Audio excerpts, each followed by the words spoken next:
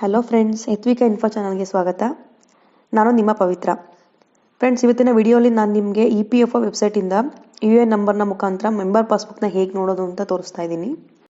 ಆದರೆ ಅದಕ್ಕಿಂತ ಮೊದಲು ನಮ್ಮ ಚಾನಲ್ಗೆ ಇನ್ನೂ ಸಬ್ಸ್ಕ್ರೈಬ್ ಆಗಿಲ್ಲ ಅಂತಂದರೆ ಇವಾಗಲೇ ಸಬ್ಸ್ಕ್ರೈಬ್ ಮಾಡ್ಕೊಳ್ಳಿ. ಫ್ರೆಂಡ್ಸ್, ಗೂಗಲ್ ಕ್ರೋಮ್ ಓಪನ್ ಮಾಡ್ಕೊಳ್ಳಿ. ಇಲ್ಲಿ ಯೂನಿಫೈಡ್ ಪೋರ್ಟಲ್ ಅಂತ ಟೈಪ್ ಮಾಡಿ ಸರ್ಚ್ ಮಾಡಬೇಕು.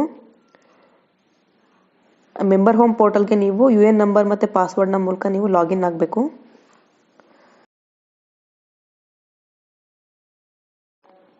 ಇಲ್ಲಿ UN ನಂಬರ್ನ ಎಂಟರ್ ಮಾಡ್ತಾ ಇದ್ದೀನಿ. ಪಾಸ್ವರ್ಡ್ ಆ್ಯಡ್ ಮಾಡಿಬಿಟ್ಟು ಇಲ್ಲಿ ಲಾಗಿನ್ ಆಗ್ತೀನಿ.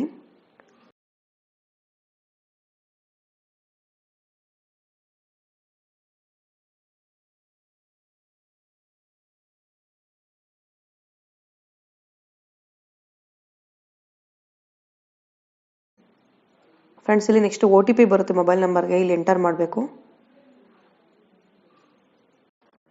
ಫ್ರೆಂಡ್ಸ್, ಇಲ್ಲಿ ಮೆಂಬರ್ ಪೋರ್ಟಲ್ ಓಪನ್ ಆಯಿತು.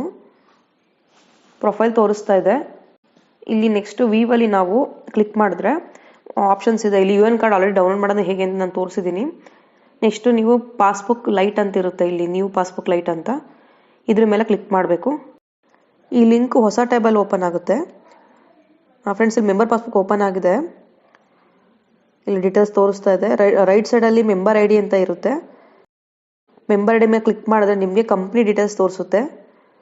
PF ನಂಬರ್ ಇರುತ್ತೆ ಅದರಲ್ಲಿ, ನೀವು ಅದನ್ನು ಸೆಲೆಕ್ಟ್ ಮಾಡ್ಕೋಬೇಕು.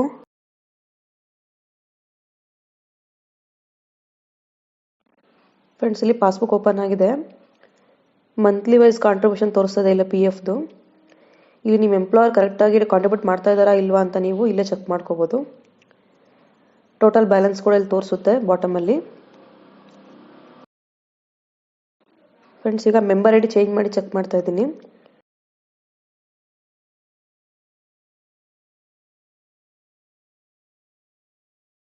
ಇಲ್ಲಿ ಇಯರ್ಲಿ ಇಂಟ್ರೆಸ್ಟ್ ಆ್ಯಡ್ ಆಗ್ತಾ ಇದ್ರು ಕೂಡ ಇಲ್ಲಿ ತೋರಿಸುತ್ತೆ. ಈ ಪಾಸ್ಬುಕ್ನ ನೀವು ನಿಮ್ಮ ರೆಫರೆನ್ಸ್ಗೆ ಡೌನ್ಲೋಡ್ ಮಾಡಿ ಕೂಡ ಇಟ್ಕೋಬೋದು. ನೋಡೋದ್ರಲ್ಲ ಫ್ರೆಂಡ್ಸ್, ಎಷ್ಟು ಈಸಿಯಾಗಿ ನಾವು EPFನ ಮೆಂಬರ್ ಪಾಸ್ಬುಕ್ನ ಡೌನ್ಲೋಡ್ ಮಾಡ್ಕೊಂಡ್ವಿ. ಈ ವಿಡಿಯೋ ನಿಮಗೆ ಇಷ್ಟ ಆಗಿದ್ರೆ ನಿಮ್ಮ ಫ್ಯಾಮಿಲಿ ಮತ್ತು ಫ್ರೆಂಡ್ಸ್ಗೆ ಈ ವಿಡಿಯೋನ ಶೇರ್ ಮಾಡಿ, ಹಾಗೆ ಲೈಕ್ ಮಾಡಿ. ಹೀಗೆ ನನಗೆ ಸಪೋರ್ಟ್ ಮಾಡ್ತಾಯಿರಿ. Thank you.